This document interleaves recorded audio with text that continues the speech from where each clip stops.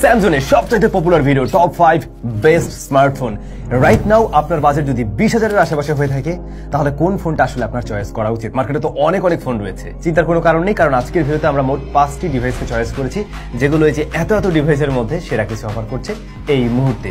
হ্যাঁ, অবশ্যই এগুলো গ্রে মার্কেটের ডিভাইস, তবে আমি ট্রাই করবো আপনাদের জন্য অফিসিয়াল কোনো রাখার। যারা অফিসিয়ালি কিনতে যাচ্ছেন তাদের একটু হেল্প করবে আশা করছি। তাহলে আমরা শুরু করছি একটু বেশি দাম দিয়ে, দেন আমরা আস্তে আস্তে আরো কম দিকে আসবো।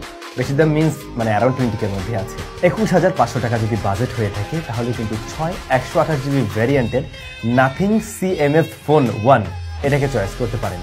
এরপর বাজেট একটু কম, মোটামুটি 21,000-এর মতো, 20,990 টাকার মতো বাজেট আছে, তখন কি আপনি চয়েস করতে পারেন 128GB ভ্যারিয়েন্টের স্যামসাং গ্যালাক্সি M35।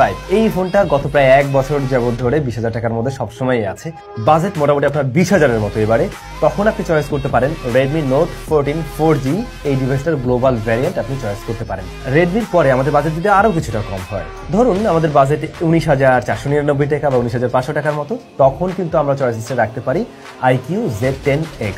বলছিলাম একটা অফিসিয়াল ফোন রাখা উচিত আমাদের, এবং অফিসিয়াল হিসাবে রিসেন্টলি লঞ্চ করা টেকনো স্পার্ক 40 Pro এই ডিভাইসটাকে আপনারা দেখতে পারেন, যার 8/128GB ভ্যারিয়েন্ট একটাই লঞ্চ করেছে, মূলত 19,999 টাকা পাওয়া যায়, মানে 20,000 টাকায়। তবে ভাইজান, অফিসিয়ালি আর একটা ডিভাইস কিন্তু এই প্রাইস পয়েন্টে রয়েছে। যদি একটু বাজেট বেশি থাকে, লাইক 21,999 টাকা বা 22,000 টাকা, তাহলে কিন্তু আপনি অফিসিয়ালি কিনতে পারেন ইনফিনিক্স হট 60 Pro Plus।